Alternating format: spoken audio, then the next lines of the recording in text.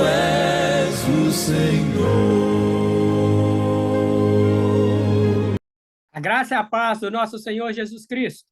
Estamos aqui para a nossa aula número 16.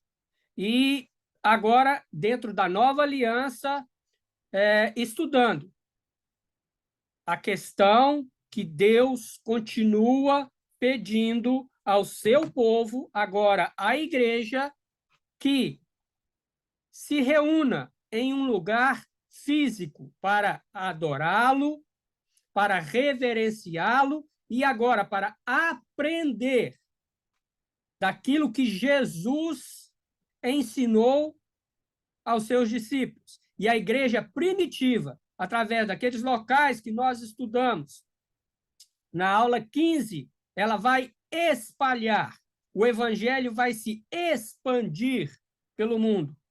Veja bem, os planos de Deus, eles não mudam. Deus é soberano sobre todas as coisas. No Antigo Testamento, ele falou com o povo de Israel e quis uma habitação para ele, que nós estudamos, que foi o altar, foi o holocausto e foi o templo, os três principais locais. Na Nova Aliança, no Novo Testamento, não é diferente. A soberania de Deus em querer que o seu povo esteja em comunidade para louvá-lo, adorá-lo e aprender do seu nome, aprender dos seus feitos, continua o mesmo. A diferença é que no Velho Testamento isso foi ligado ao povo de Israel. Agora é ligado à igreja. A igreja é formada por quem? Por todos aqueles que aceitaram o Senhor Jesus Cristo como seu único e suficiente Salvador. Então, falando sobre a soberania de Deus, que Deus não muda, que Deus continua com seus planos. Eu posso dizer o seguinte, olha, catástrofes, tragédias, lutas, as vitórias, os tempos de paz que nós temos, eles não diminuem a soberania de Deus. Eu posso dizer que não haveria sequer um grão de areia sem que Deus assim quisesse. Se Deus não quisesse, não haveria esse grão de areia. Sabe por quê? Ele é soberano sobre tudo e sobre todos. Então, a partir de agora que nós vamos ver locais físicos, na era da igreja, na era da graça, não é? Onde que ele pede para que o seu povo esteja reunido, e Jesus começa a dar o exemplo disso. Não é? O exemplo começou com Jesus. Jesus ensinou, e depois os discípulos, os apóstolos continuaram. Estamos até os dias de hoje. Então, vem uma aprovação do seu Filho único e eterno Salvador. Nós vamos ver, certo? Nós somos o templo do Espírito Santo? Sim, nós somos o templo do Espírito Santo. O Espírito Santo mora em nós. Nós somos igreja? Sim, individualmente nós somos igrejas, porque temos o Espírito Santo em nós. Porém, essa igreja individual, que sou eu, preciso me reunir com outro que também é igreja individual, com a outra irmã que é igreja individual, com, né, o outro, e com o outro, e com o outro, e com o outro, que todos são igrejas individuais, onde o Espírito Santo habita neles, para que em comunidade nós possamos crescer em graça e conhecimento da verdade. Paulo diz ao seu discípulo Timóteo: procura apresentar-te a Deus aprovado, como obreiro que maneja bem a palavra da verdade. Então, Paulo chama Timóteo não apenas a apresentar-se como obreiro. Apresentar a quem? A ele mesmo? Ele tinha que se apresentar a alguém, a pessoas. E ele tinha que saber manejar bem a palavra de Deus, ele tinha que ter conhecimento da palavra de Deus. Então, individualmente, ele tinha que estudar, mas também individualmente ele tinha que aprender com os outros que faziam parte da igreja a manejar bem essa palavra de Deus para ser aprovada. Talvez essa seja a principal mensagem de por que Deus também na Nova Aliança e no Novo Testamento pede para que o seu povo esteja em comunidade e em comunhão. Amém? Então, nós vamos passar a aula número 16 e vamos ver aquela divisão que no Novo Testamento, né, há alguns lugares em que Deus, não é, determinou, Deus colocou, e a Bíblia mostra que esses lugares eram, né, locais onde que o povo de Deus se reunia com seus problemas, com seus defeitos, com as suas decepções, mas também é o conselho, né, que nós devemos perdoarmos uns aos outros, ao conselho em que nós devemos estar unidos, um só rebanho, um só pastor, não é? E ajudando uns aos outros a levar as suas cargas. Como que eu posso ajudar um ao outro a levar a sua carga se eu quero ser igreja dentro da minha casa? Se eu quero ser individual? Se eu não quero ir à igreja nenhuma? Eu preciso de conhecer a carga do outro para saber como que eu posso ajudá-lo a levar a sua carga. Às vezes eu posso ajudá-lo sozinho, às vezes eu tenho que chamar mais um, mais dois, mais três, para que juntos levemos a carga um dos outros, principalmente a espiritual. Hoje nós temos uma falha espiritual tremenda dentro das igrejas, justamente por essas ideias em que eu posso ser igreja sozinho. Não. A igreja está declinando espiritualmente devido a esses movimentos que aparecem de desigrejados, de que eu sou salvo e salvo, eu não preciso de estar em comunhão com os outros. Isso só traz o declínio do evangelho, isso só traz o declínio da sua espiritualidade, se você é um que está fazendo isso. É a verdade. Deus nos criou desde o jardim do Éden para vivermos em comunidade. Adão estava no jardim do Éden e quando ele se sentiu sozinho, o Senhor fez Eva. E ele cuidava do jardim. E nós vemos que, parece estranho eu falar isso, mas ele deu nome a todos os animais. Então, ele também tinha uma relação com a criação de Deus. E essa relação com a criação de Deus só foi quebrada quando a serpente enganou Eva. Adão comeu do fruto proibido. E aquele que deveria ser uma relação perfeita com Deus, ela foi quebrada. E a partir daí, só Jesus Cristo, na cruz do Calvário, veio nos resgatar. Mas durante esse tempo em que Jesus não veio, Deus pediu que o seu povo o adorasse em um local específico. Também que o adorassem em espírito e em verdade, individualmente, mas também junto com outras pessoas. E isso não mudou, porque, como que eu disse, ele é soberano sobre tudo e sobre todos. E Deus não muda. Isso chama-se soberania. É um estudo maravilhoso, irmãos. Tem mais, sei lá, tem mais de 10 anos que eu estudo sobre graça e soberania. E cada vez eu me surpreendo mais com o Deus que eu tenho, com um Deus maravilhoso, com as coisas que a gente descobre sobre a Deus. Deus é maravilhoso. Deus é maravilhoso. Então, vamos lá. Aula 16. Deixa eu colocar o PowerPoint. Ok. Nós estamos focando, né, nessa questão do local físico para adoração a Deus, justamente para mostrar, né, que ele pede isso a seu povo.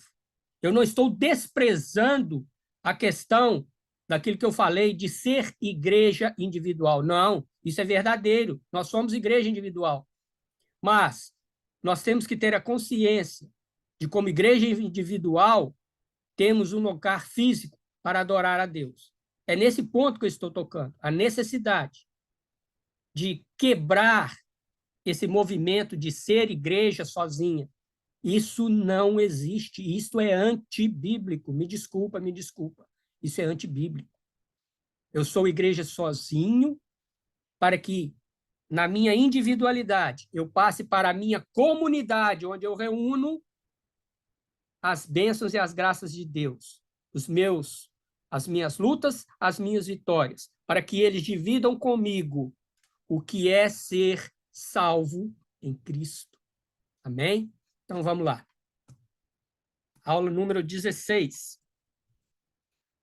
Olha, dentro da nova aliança, nós vamos dividir aqui templo e sinagoga, tá? Por que templo e sinagoga? Sinagoga nada mais é do que um templo fora da cidade de Jerusalém. Né? Templo, vamos dizer assim, Brasília. Né? Brasília é a capital do Brasil. E ali você tem o Ministério da Educação. Né? Então, a sede do Ministério da Educação fica em Brasília. Mas, se você pegar diversos estados do Brasil, você vai ver que ali tem o quê? Tem uma representação do Ministério da Educação. Né? Então, em vez de você mora lá no Rio Grande do Sul, em vez de você ir lá em Brasília para resolver alguma coisa que você precise, não. Você vai na sua sede, em Porto Alegre, por exemplo, e ali você resolve. Então, templo e sinagoga é isso. Como o povo não tinha disponibilidade, né, pela distância, pelo trabalho, de ir ao templo, haviam as sinagogas, onde a estrutura praticamente era igual à do templo. Não é? Então, nós vamos ver aqui, primeiro, Jesus, depois eu vou ler os textos que está aí do lado. Olha bem, Jesus usava a estrutura do templo e sinagogas, falando do evangelho do reino. Então, Jesus não estava no templo e sinagogas falando da lei. Não, ele já estava falando do evangelho do reino, ele estava pregando o evangelho do reino. E o que é esse evangelho do reino? Está aí do lado aí, ó, pequenininho aí, ó. O evangelho do reino é anunciar as boas novas de Cristo e do seu governo sobre a vida do homem.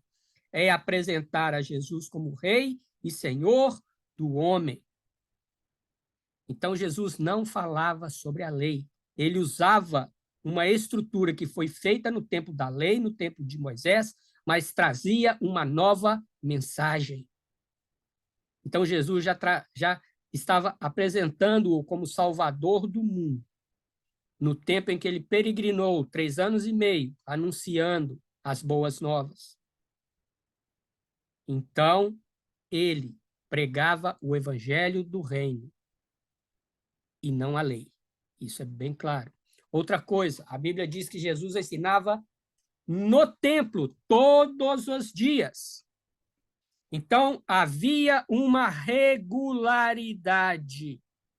Jesus estava ali presente, sempre, e ensinando no templo. Ele tinha as multidões, onde ele ensinava, contava parábolas, fazia milagres, mas também ele tinha o templo, onde ele ensinava. Outra coisa, quando Jesus viu aquele templo que foi consagrado a Deus, veja bem, Jesus entendeu que esse templo que foi construído na lei mosaica, no tempo, na lei mosaica não, desculpa, ainda antes, não é? No reinado de Salomão, onde Salomão, né, fez com que ali a lei mosaica fosse falada ao povo. Jesus entendeu muito além disso. Jesus entendeu que aquela casa era a casa de Deus, como nós já estudamos. Então, Jesus revoga aqui, né, o templo como um local sagrado e dedicado a Deus.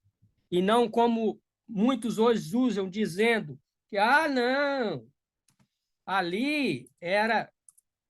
Agora sim, agora eu acertei. Ali não. Agora, aquilo era só válido para a lei, aquilo era só válido para o templo lá do povo de Israel. Não. Jesus veio e consagrou e disse que aquele local era casa de oração e era dedicada a Deus. Lembra que Salomão, quando nós estudamos, ele disse que aquele local era local de oração? Agora Jesus vem e diz, essa é a minha casa, e será chamada casa de oração. Olha, Jesus efetuava curas no templo e sinagogas. Então também ele utilizava essas estruturas físicas para mostrar o seu poder.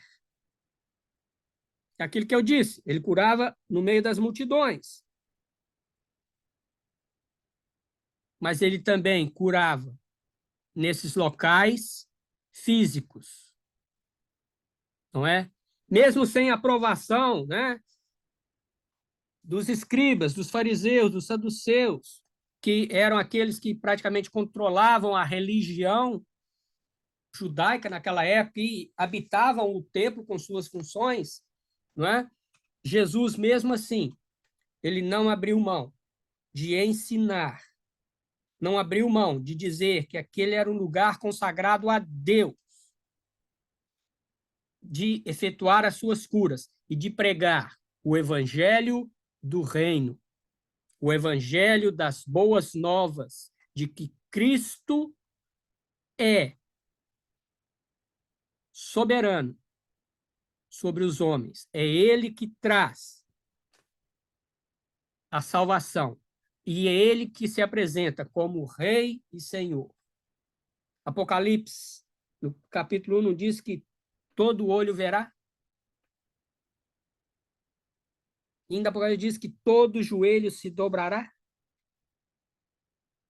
Jesus é o Senhor. Então, as suas palavras aqui, na Bíblia, nós vamos ler os textos, nos comprova que ele ensinou que nós, como igreja, também devemos estar num lugar físico, de 4 paredes, separado, juntos, reunidos, em comunhão uns com os outros, em comunidade, em relacionamentos saudáveis, através dos ensinos de Jesus. Vamos ler? Então vamos começar a maratona aí. Mateus, capítulo 4, verso 23.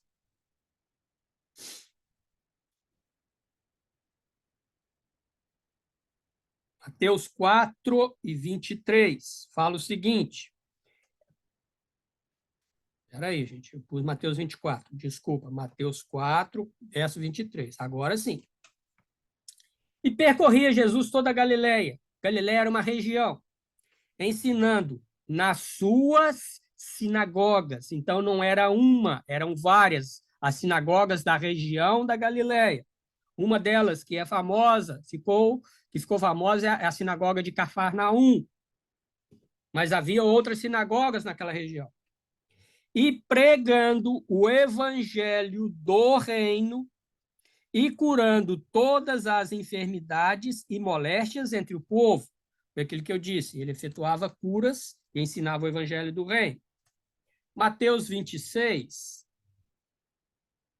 Irmãos, existem muitas outras passagens, essas aqui são básicas para desenvolver em você a curiosidade de ir atrás, de procurar, ok?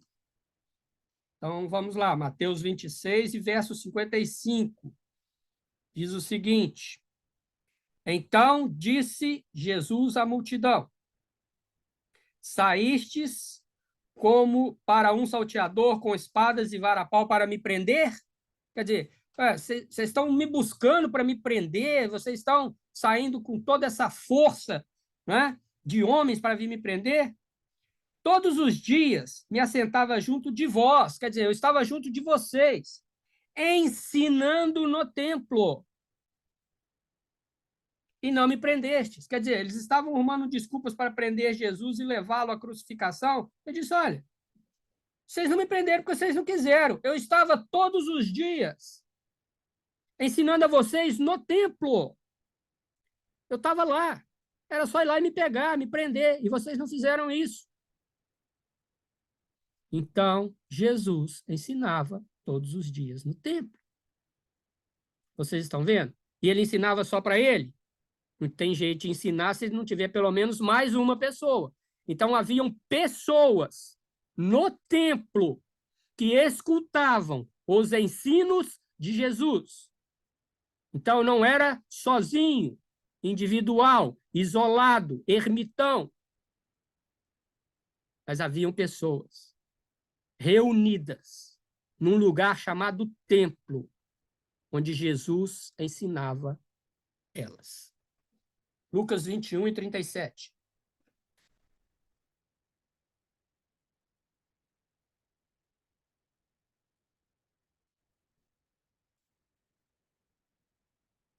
Dizendo o seguinte: e de dia ensinava no templo, e de dia ensinava no templo, e à noite saindo ficava no monte chamado das Oliveiras. E todo o povo ia ter com ele ao templo. Então o povo ia ao templo. De manhã cedo para o ouvir. O povo se reunia para ouvir a Jesus no templo. Mateus 21, vamos voltar para o livro de Mateus, Evangelho de Mateus, capítulo 21. Vou ler o 12 e o 13, como está escrito aí. E entrou Jesus no templo de Deus, veja bem, no templo de Deus. Qual era esse templo de Deus? Aquele da qual Davi preparou os materiais, aquele da qual foi consagrado a Deus por Salomão, da qual Deus desceu e ali habitou a sua glória, que os sacerdotes não podiam entrar porque o templo estava tomado pela glória de Deus, aquele templo que foi dedicado a Deus e aquele templo em que Deus pediu que ali fosse a sua casa. Por isso, Mateus diz, templo de Deus. Então, renova aqui uma coisa do Velho Testamento. O templo continua sendo as mesmas coisas, independente de estarmos na lei mosaica ou estarmos na era da graça. Mais para frente nós vamos estudar sobre os apóstolos e nós vamos ver isso também, ok? E expulsou todos os que vendiam e compravam no templo, e derrubou as mesas dos cambistas e as cadeiras dos que vendiam pombas. E disse-lhes, está escrito. Veja bem, Jesus revogando novamente aquilo que foi escrito lá no Velho Testamento. A minha casa, qual casa? O templo, será chamada casa de oração. Nós estudamos que um dos pontos do templo é que ali seria local de oração. Mas vós a tendes convertido em covil de ladrões. Então, Jesus diz que ali era um local sagrado. Vamos para o último aqui, 21 e 14. E foram ter com ele no templo cegos e coxos e curou-os. Então, foi aquilo que eu disse, Jesus efetuava curas no templo e sinagogas. Na sinagoga nós já lemos um texto anterior, agora estamos afirmando que no templo também ele efetuava curas. Então tinha que vir gente. Ele não fazia isso sozinho. Então é um aprendizado para nós que Jesus deixou. A próxima aula nós vamos continuar falando sobre o templo, porém agora nós vamos ver a perspectiva da igreja primitiva. Depois que a igreja foi fundada, Jesus ressuscitou e foi assunto aos céus, e aí ficaram um grupo, dos apóstolos e mais um grupo que, somando, dava em torno de 120 pessoas no início. E 120 pessoas, elas tinham que enfim, ter um local para se encontrarem e continuarem aprendendo a doutrina dos apóstolos, a comunhão, o partir do pão, né, as orações, como diz o livro de Atos. E um desses locais utilizados foi o templo. E aí nós vamos ver na próxima aula. Deus te abençoe, fica com Deus. Tchau, tchau.